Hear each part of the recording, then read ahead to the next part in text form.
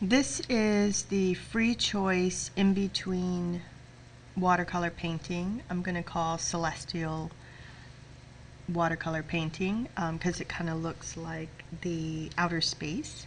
The first thing you need to do is actually paint the whole thing with your outer space colors, I should say. And so remember that when we paint with watercolor, we always put masking tape and tape it to the foam core, so we stretch the watercolor so it dries flat. And then I am going to use the big brush with the yellow handle and water, and I'm going to paint the whole paper with water first because I want all of these colors to bleed together. So I'm just going to paint it with just some clear water. If I miss a spot, it's okay. It'll be kind of obvious where I missed, and I can always add water in there. Okay, all right. So have some water everywhere. Looks good. All right, and then I'm going to get my watercolor palette. And, oh, that's out of focus. Let's see if we can get it in there, right? Our watercolor palette. And I'm going to use colors that I might see in outer space. So I'm going to use blues and purples. That seems to make sense. I'm just going to drop this color in here, and it's just going to bleed. See how it's going to bleed, right? Together. I'm using the phthalo blue and the ultramarine blue. And I can brush it. Remember, if I brush it, it'll be softer. But I do want it to all kind of bleed together. Like this.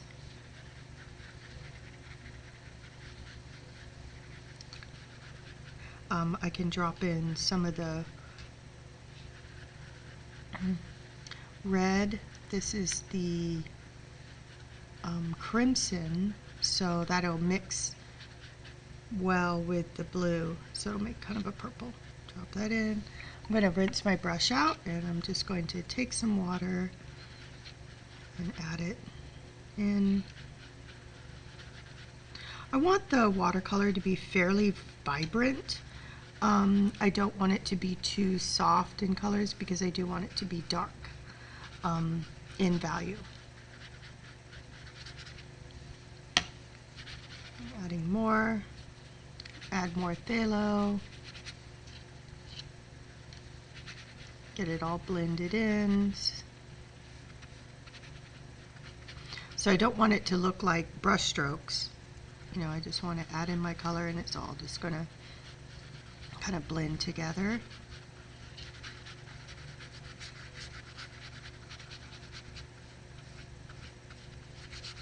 And if the water starts to dry out, just get more water, put it on that area.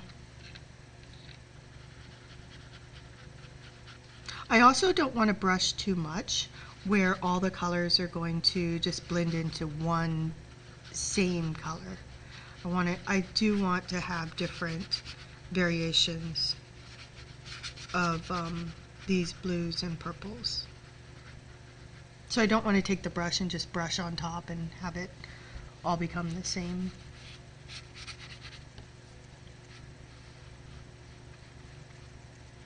Also, it's watercolor, so remember, we don't want it too thick. So that's the tricky thing about watercolor, is when you want it vibrant, you need more pigment, but you don't want to, it's not acrylic, so you don't want it to have any kind of texture whatsoever, any kind of thickness to it, or opaqueness, because then it just loses all the qualities that a watercolor should have. I'm just going to add some of that red in there. Okay, that's a little light. Okay. A lot of this will be covered by the black that we put on top. So I'll show you. Okay, here we go. And a lot of the background will be covered by the black paint. There's a glare, but you can kind of see my colors. in there. Okay, and I'm going to let this dry. You can go and blow dry it, or you can, if you're at the end of the period, just let it dry naturally. You don't always have to blow dry. Now that the painting has dried, if I find that it's too light or I don't like it, remember you can always paint over it and you can add more color into that. Okay? Alright, so the next thing I want to do is I'm going to need my round palette. Remember this palette? This is the one where we're going to put some acrylic paint. So I don't need a lot. I'm just going to put a little bit into the well there, just a tiny bit. And I'm going to take this paint and I'm going to make it more liquid because I want to spatter it. So I'm going to dip my brush into the water. I'm going to add water to this white acrylic paint. And you can test this out before you actually use it if you want. Okay, you can test it out, you know, on a piece of paper and kind of flick it and see, you know, is it flicking okay? Is that the size that you want? So what I'm going to do is take my fingers and I'm going to pinch them together right here, and I'm going to pull up so that I flick little spots of white. These are going to be the stars. So I want to do that all over my painting in the background. I want them fairly small. I don't want huge blobs.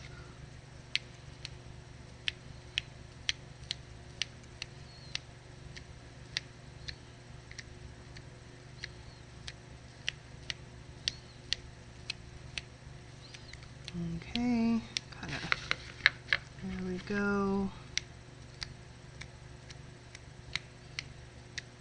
Getting there, almost done. Concentrate them in one area, less in another. Okay, so now I'm going to, of course, let this dry again. Either blow dry it or let it dry naturally.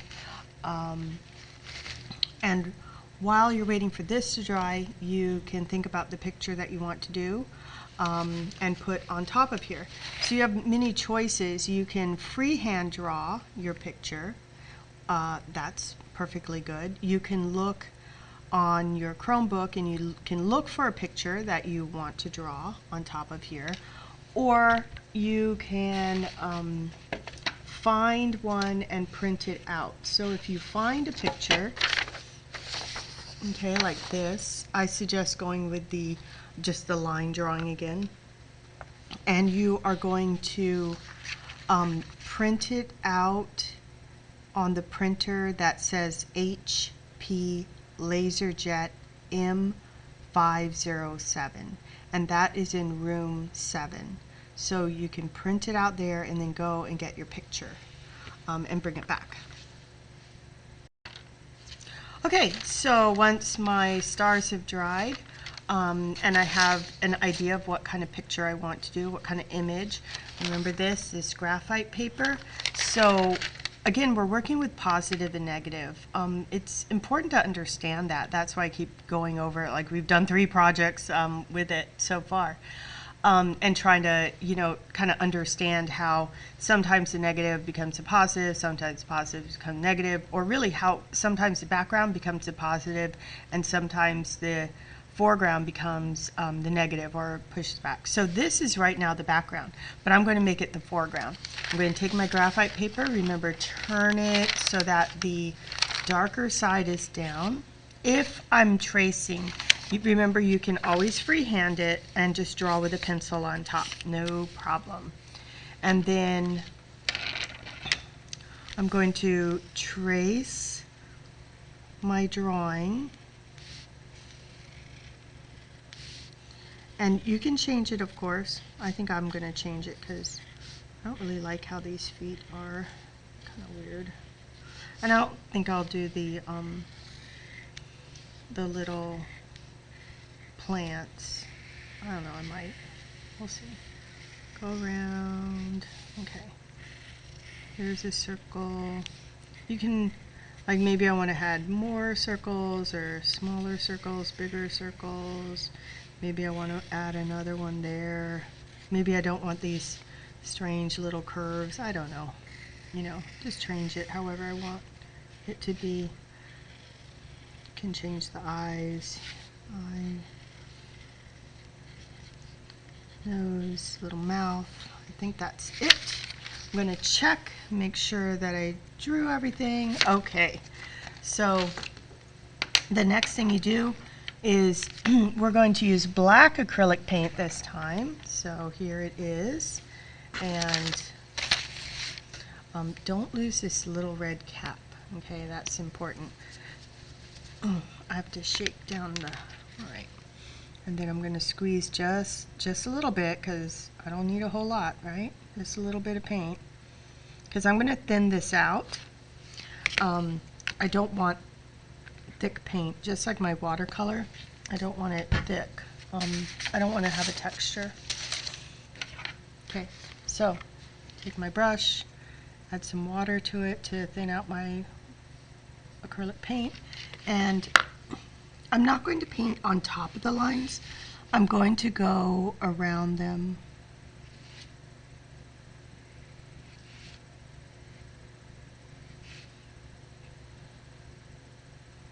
So whatever my picture is, I'm painting in the background.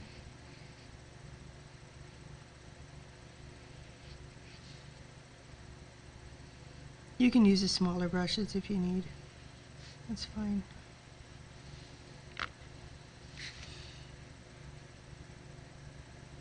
If your paint is too thin, you know, obviously you're going to paint over it a second time. I'm just trying to get my first coat on here. I have to turn it upside down so that I can paint over here. So this is a good thing to think about, is that when you paint, you don't always paint right side up. That you turn the painting to whatever angle you need in order to paint it. And then the other thing is, when you paint, you always want your tip of your brush, you want the tip of the brush pointing to the area that you do not want to paint over. So I don't want to paint over this line. So do you see how my tip of my brush is pointed towards the line, and I'm not painting like this. I'm not painting like this where the tip of the brush is away from the line. I can't get as good a precise painting if I do that. So the tip of your brush, remember, is just like the tip of a pencil. You want to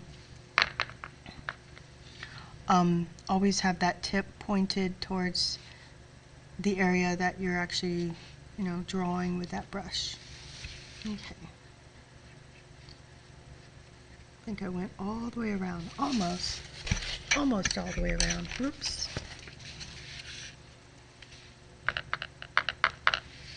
can see how much that little bit of paint went a long way.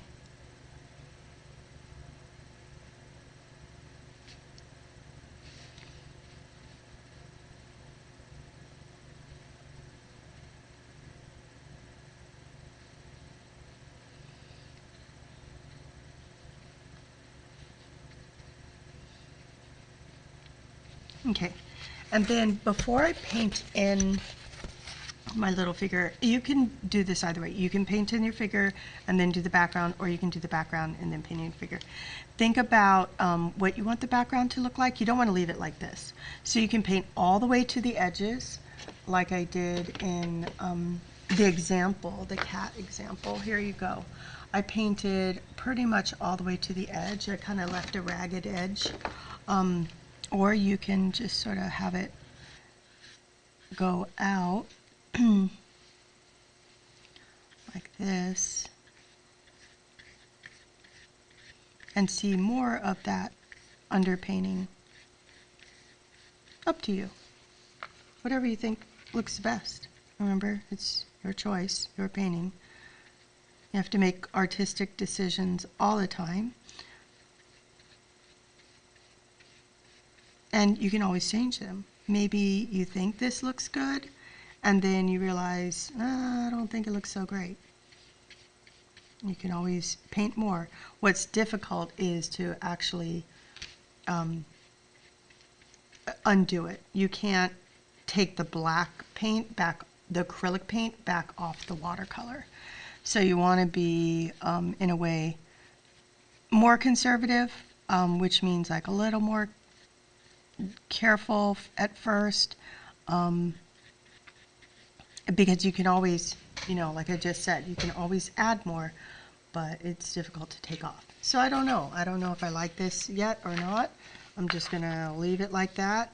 When I brush it, see how, I'll turn it this way because it'll be easier for me. When I put the brush down, I'm going to kind of lift up and flick that edge so I get that nice kind of soft, fuzzy into my brush. That's how I'm doing that, that look. And you really want this acrylic paint to be solid. Even though we thinned it out with water, I mean, we always thin out acrylic paint with water because it's just too thick when it comes out of the bottle or out of a tube. So you want to thin it to like a good painting kind of use, but you don't want it too thin either. I think I can do the whole thing. Yay. Okay, there, I did it. Okay, I did the whole thing with just that little bit of black paint. Okay. I'm just going to leave it like that for now. We'll see. Okay. All right, back to the middle part. So remember I said that you could do the middle part first or later. You can get a thinner brush. You can, I will need more paint.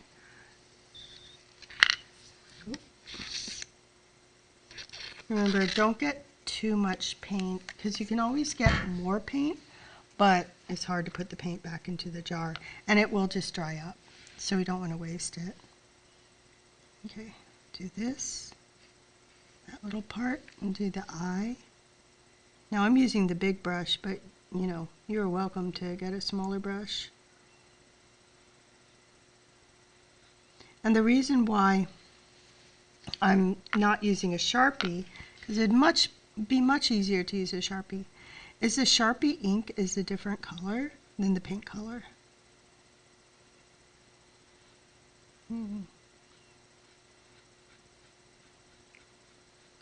It'll have a different gloss too. Acrylic paint tends to have a gloss or a shine to it.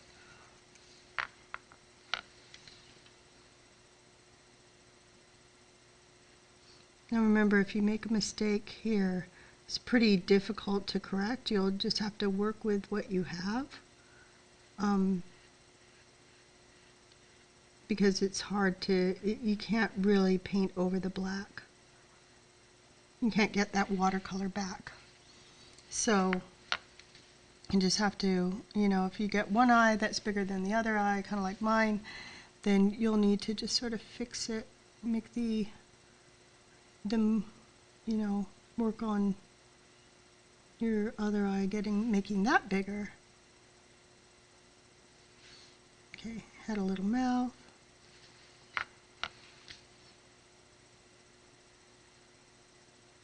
Had a little nose right there. And then, let's see, add these lines.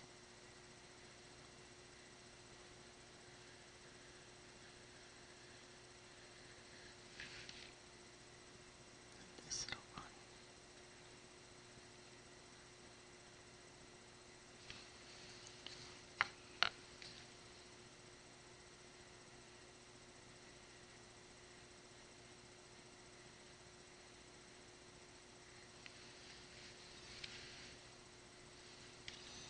Okay, and then I think the last part are these circles. these spots. I'm just going to paint them in solid. I think in the drawing they were just lines.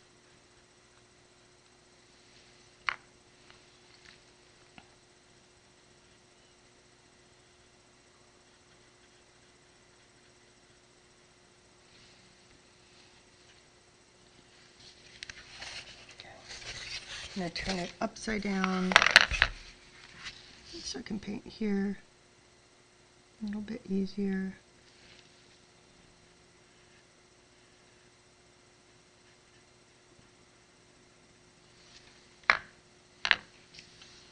And if you have time, because you can see how fast this painting goes, if you have time and you want to make another one, that's fine. Make a different one. Or plan to make two that go together.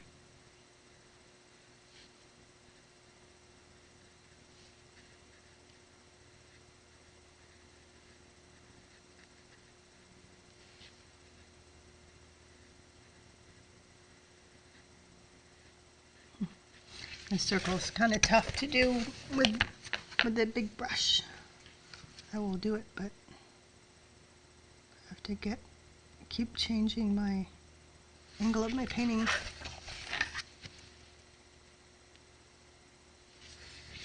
Okay, I think I am finished with this. Here's the, oh, let's see if I can change the angle. I don't think I can, but here's the finished artwork. I'm not sure still if I want to make this wider, maybe a little bit.